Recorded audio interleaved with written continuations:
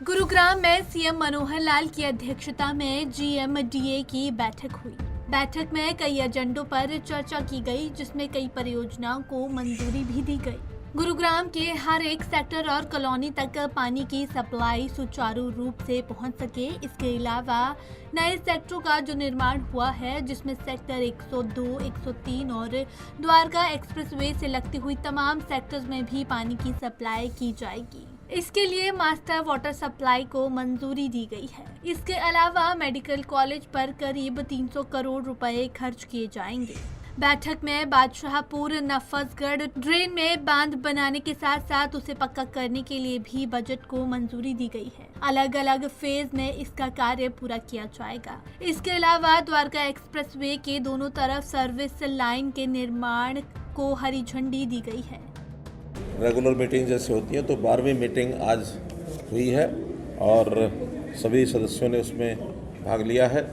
चंडीगढ़ से भी हमारे अधिकारी जो उसमें जुड़े हुए थे, सबके पार्टिसिपेशन के बाद और जो एजेंडा था 10 आइटम्स उस एजेंडे में थी और सबके ऊपर विचार किया गया है।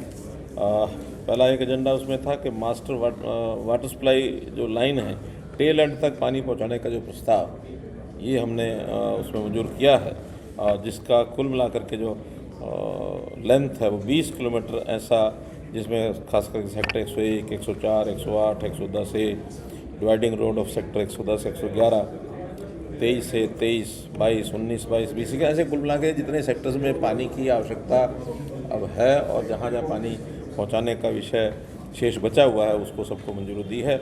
125 करोड़ रुपए का ये काम होगा। 2300 का जो बजट है उसको भी सैंक्शन दे दी गई है। ये 7वां बजट है। 2574 करोड़ रुपए का बजट आज ये पारित किया गया है इस अगले वर्ष का। तो इसमें भी खास करके 300 करोड़ रुपए तो मेडिकल कॉलेज पर लगेंगे और अर्बन एनवायरनमेंट के नाते से 36 करोड़ रुपया है। इसी प्रकार से इनकम है 1151 करोड़ रुपया, इसमें ईडीसी की इनकम होगी और कुल मिलाकर के 2042 करोड़ रुपया रिसीट है और कुछ जो कॉर्पस फंड है, शेष जो बचा हुआ 531 करोड़ रुपया उस कॉर्पस फंड में से यूज़ किया जाएगा। मोटा मोटा एक हिसाब है। वाटिका चौक और नेशनल हाईवे 248 इसका अंडरपास जो है उसको भी मंजूरी दी गई है। सीपीआर के साथ एक ड्रेन है, उस ड्रेन में कुल मिलाकर के 95 करोड़ रुपए का खर्च है। तो 50-50 शेयरिंग में उसकी जो NHAI के साथ हमारी जो शेयरिंग है GMDA की, उसको भी मंजूरी दे दी गई है। एक STP सेक्टर 107 और 78 के लिए जो STP बनना है उसमें MCG की लैंड वो उसके लिए प्रस्ताव था कि भी 3.75 एकड़ लैंड वो MCG की GMD को वो दे दी गई है। ऐसे ही जो नजफगढ़ झील का विषय है उसमें लेग 2 लेग 3 की जो ड्रेन्स हैं उसको पक्का करने के लिए और उसमें और जो बांध बनाने के लिए ऐसा कुल मिलाकर 406 करोड़ रुपए का एडमिनिस्ट्रेटिव अप्रूवल ये दे दिया गया है। द्वारका एक्सप्रेसवे के साइड में जो सर्विस रोड्स हैं उनको भी टेंडर के लिए उसको आगे बढ़ा दिया है। ऐसे ही ROW का एक मैनेजमेंट और इंफ्रास्ट्रक्चर की एक स्टडी करके वो भी बताया गया कि ROW में किन किन बातों का ध्यान रखना है ताकि डेवलपमेंट्स वगैरह सब हो सकें। तो उसका एक बड़ा विस्तृत स्वरूप बनाया गया है। जो छोटे काम थे पहले से चल रहे थे उनकी सबकी समीक्षा की गई है और इस बैठक में बहुत आगे, जिसको मैं कह सकता हूँ कि प्रगति के नाते से गुरुग्राम आगे बढ़ रहा है, उसका एक रास्ता ये साफ हुआ है। टोटल कितने एजेंडों पर चर्चा हुई और सर क्या पानी जो जल भराव को लेकर के कुछ मैंने बताया ना सारा कि 10 एजेंडाज थे। तो पानी के नाते से जैसे नजफगढ़ झील की बात की, लेग 2 लेग 3 की बात की है, जो ड्रेनेज सिस्टम है उसके ऊपर जो खास करके SPR के साथ CPR के साथ दोनों तरफ ड्रेन्स का जो एक काम चल रहा है, हालांकि 90% पूरा हो गया है। उसमें 50% जो खर्चे का वो भी हमने NHAI के साथ उसको भी पास कर दिया है।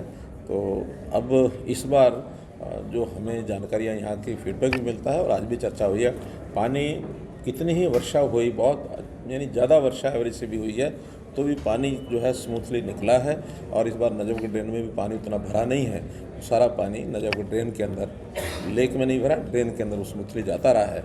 और भी उसको यानी जिसको कहना चाहिए फेजेज़ में उसकी जैसे लेग 2 लेग 3 की ड्रेन है उसको पक्का किया जाएगा ताकि पानी सीधा ड्रेन में जाए। एक अच्छी बात ये हुई है कि पिछली बार हमने दिल्ली सरकार से जो टेकअप किया था मामला कि वहाँ उसकी डीसिल्टिंग ड्रेन की जाए, नजफगढ़ नाले की जाए, तो नजफगढ़ ड्रेन की डीसिल्टिंग होती नहीं थी। फिर एक जॉइंट कमेटी बनी थी, उस जॉइंट कमेटी के ये कह लेना चाहिए कि उस दबाव में आकर के दिल्ली सरकार ने उसको साफ़ करने का काम किया है। 20,000 टन जो वहाँ जो मिला है सिल्ट, उसको वहाँ से निकाला गया और उसमें पानी थोड़ा स्मूथ हुआ है, जिसके कारण से यहाँ पानी कम रुका है। हम देख सकते हैं सर, काम हमारे यहाँ पे कुछ शुरू हो जाएगा। मेट्रो क्योंकि केंद्रीय जो कैबिनेट है उन्होंने हमारा मेट्रो प्रोजेक्ट को क्लियर कर दिया है और आगे जो है उसकी जो कंपनी होती है, क्या उसको बोलते हैं, जो कंसल्टेंट कंपनी है, वो हायर करनी है और उसके बाद उस मेट्रो का काम जल्द शुरू हो जाएगा। आशा वर्कर लगातार 12 दिन से हड़ताल पर चल रहे हैं, उनकी मांग है पे स्केल उनका अपग्रेड किया जाए। देखिए, हमारे हेल्थ मिनिस्टर हैं, उसको देख रहे हैं और जो भी कोई ठीक जायज़ मांग होगी ज़रूर कराएंगे। लेकिन मैं इतना कह सकता हूँ कि हमारे यहाँ चाहे आशा वर्कर हो चाहे आंगनवाड़ी हो, देश भर के जितने प्रांत में सबसे ज़्यादा सुविधाएं, सबसे ज़्यादा रेमुनरेशन वो हरियाणा ही देता है।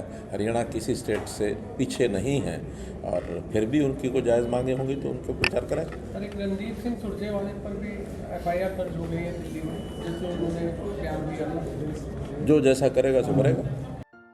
वहीं सावन में हुई बरसात के बाद गुरुग्राम में हुए जल भराव और निकासी के बारे में पूछे गए सवाल पर मुख्यमंत्री बिना कुछ कहे ही निकल गए। बैठक में अधिकारियों ने भविष्य की ऐसी तस्वीर पेश की कि मुख्यमंत्री वाहवाही करते चलते बने। बहरहाल इस बैठक के बाद लोगों के जहन में बरसात के दौरान दरिया में तब्दील होने वाले गुरुग्राम के कई ठोस योजना को लेकर अनेक सवाल पनप रहे हैं। साइबर सिटी के लोगों को उम्मीद थी कि बैठक के दौरान कोई ऐसी योजना बनेगी जिससे बरसात के बाद होने वाले जल भराव से मुक्ति मिलेगी, लेकिन ऐसा कुछ नहीं हुआ। पंजाब केसरी टीवी के लिए गुरुग्राम से नीरज वशिष्ठ की रिपोर्ट।